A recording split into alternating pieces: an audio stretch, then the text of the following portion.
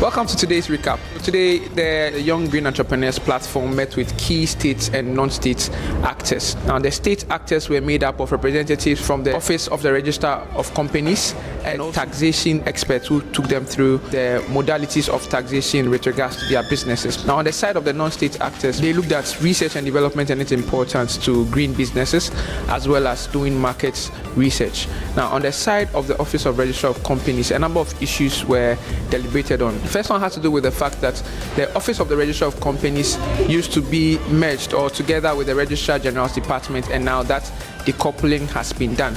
And as part of their work, they are looking at making their systems more digital by 2025. And interestingly, the age limit for someone to start a business, which used to be 21 years, has been brought down to 18 years. And there are a number of activities going on there just to ensure that we would have a smooth process when it comes to registering our businesses and going on to do well. For taxation, it was interesting to note that a number of issues regarding taxation in this country were also raised. People have a lot of issues when it comes to taxation. However, participants got to see that some businesses, depending on the type, have tax rebates, or there are occasions where, depending on how you are doing your business, you have tax cuts or tax holidays. Introducing the tax, and that would help young businesses to grow. So what we're going to look at today is to look at the overview, which I have already given, and then we'll look at the exemptions or incentives or concessions for young entrepreneurs in accordance with our tax laws 896, which came into effect in 2017. And subsequently, there have been amendments. So this is one of the amendments, Act 956. And it provides three main areas of these incentives. One is granting 5 years tax holiday.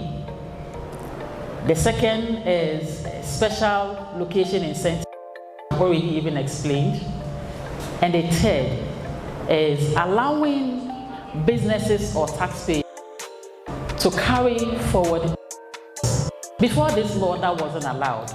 So what it says is that at day, if you make a loss, you prepare your financial statements, you have your revenues, you have your expenses, whatever is left, if it is a loss and not a profit, the says that you can carry it forward, and depending on the sector, you can carry it forward for a maximum of 5 years or 3 years, depending on the sector. Now there are some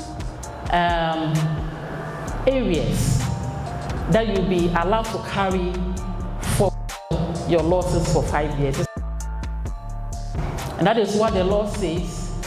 The law provides that manufacturing, information and communications technology, ICT, which is the economy, if you are into agro-processing, if you are into energy production, if you are into waste processing, tourism and creative arts, horticulture and medicinal plants, you are exempted.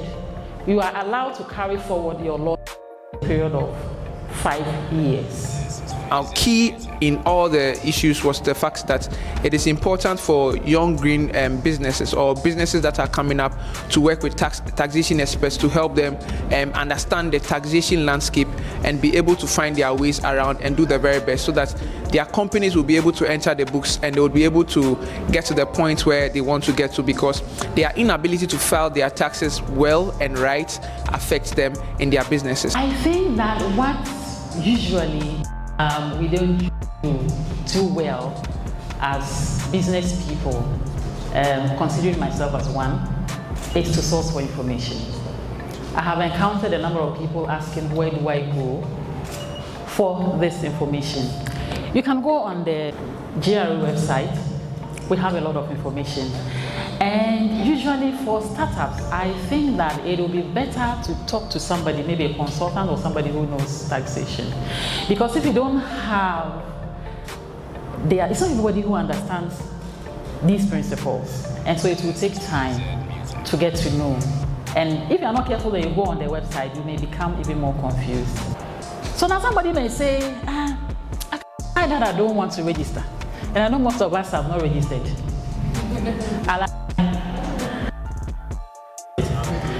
Oh, yeah, not true. I like that. If I don't register, I mean, what is it? After I'm not the only one. And you go around and you hear people saying, but why are you people disturbing us like that? I have a colleague who's just at the corner here, is not paying. Why are you following me to pay taxes? We hear it every day. The thing is, you want to be compliant. You want to be a good corporate citizen. And in addition to that, there are consequences for not registering for tax purposes. And like I said, let's not, like you were saying, give money to people when you shouldn't. So let's try and add the tax bit, the accounting bit to our businesses. Let's not be entrepreneurs who are only interested in, okay, this is what, how about the numbers? And that is what is hurting a lot of young businesses. On the side of the non-state actors, looking at how research and development is important to green entrepreneurs, an interesting model was used where participants broke into groups and were given case studies to review. At the end of the case studies, they shared insights on how they went about their issues. We are Green Grid, and our goal is to create smart grid solutions for communities. And then with our first step, a survey was conducted to assess the challenges.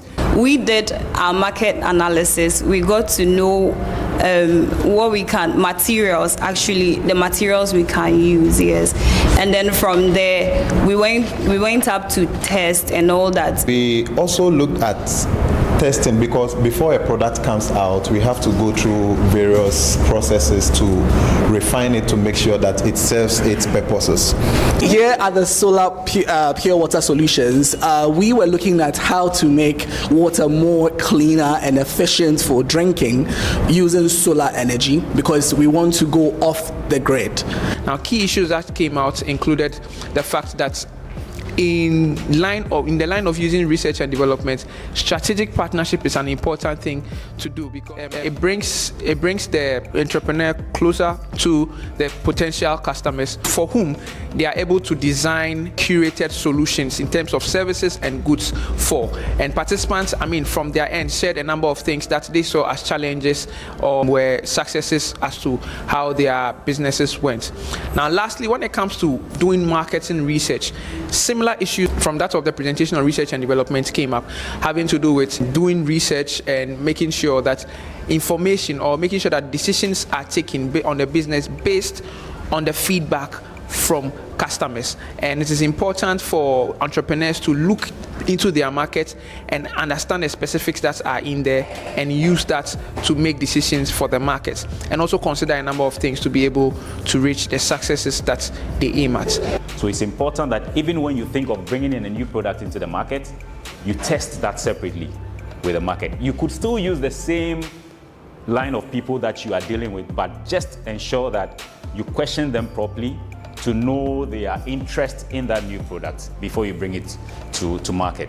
So I have with me one of the participants for today. She would quickly introduce herself and would get into the discussions. Hi, please, your name and the name of your business. Okay, Asiama Deborah, and the name of my business is Asase Giane. Okay, Asase Giane, what do you do? Okay, we are into making fertilizers, and that means the fertilizer has two phases. It serves as both a pesticide, and it also serves as just a compost for soils, yes. That's interesting. So today at the workshop, there were a number of issues that were brought up, from registering your company to taxation to research and development and then market research. What are your key takeaways from today? Okay, let me first of all say I was really amazed by everything. I really loved it. I loved the experience so much. And one of my key takeaways was from Mr. Ansa, or Dr. Ansa, pardon me for the name, yes. And then how he taught us with the case studies, how they did numerous researches and how they had to do a viable product. They have to also do a lot of prototypes, and I think that's a very key thing, because I had a time that we were applying for grants and all that, and then when you are applying, they want a product, they want something feasible. You can't just have something which does not have good standards, good industrial standards. You are not going to get your grants that you want. And another one I took from the marketing class, that's the last session that we had, was on let me say partnerships. Yes, it was very key. He said some people have been in the market for about 20 years, and there's no way that you can just compete with them. So the best thing is to collaborate with them, and I think that is a very key thing for me. Sometimes it's not just about money or something, but if you even have a company that has been in the market for about 20 years and you have just their logo that you are in partnership, it gives you some kind of credibility, it gives you a platform, it gives you that kind of trust. And yes, I think it's a very key thing for me, which can shoot up my enterprise at any time. So how would you say everything here, everything that transpired today is going to help you moving on in your business? Okay. I would say that being a part of Young Green Entrepreneurs is a plus for me, because the knowledge that I have gained, it will only be a waste if I don't imply them in my business.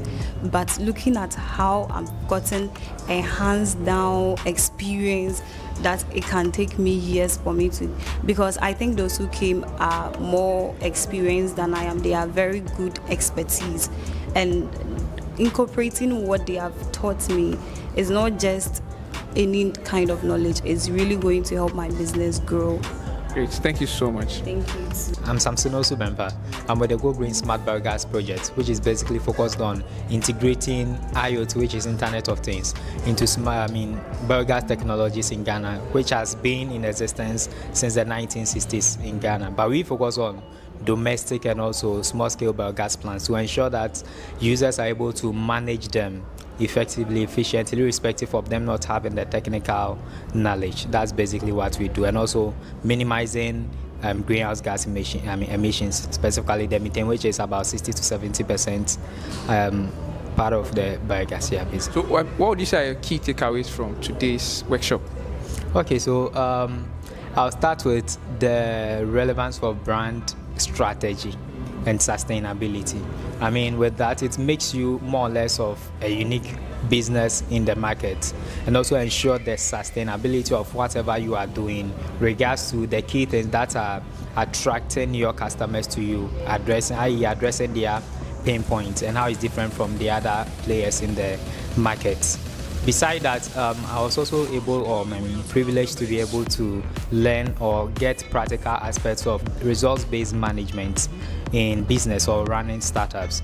I realized that from the practical approaches that we use through CDK, and basically we're able to find a number of case studies, practical case studies with relevant processes that successful startups go through to ensure that whatever they are doing is more or less responsible based on results-based budgeting and planning, using strategic partnerships and collaboration to ensure that the outcomes that they want to achieve.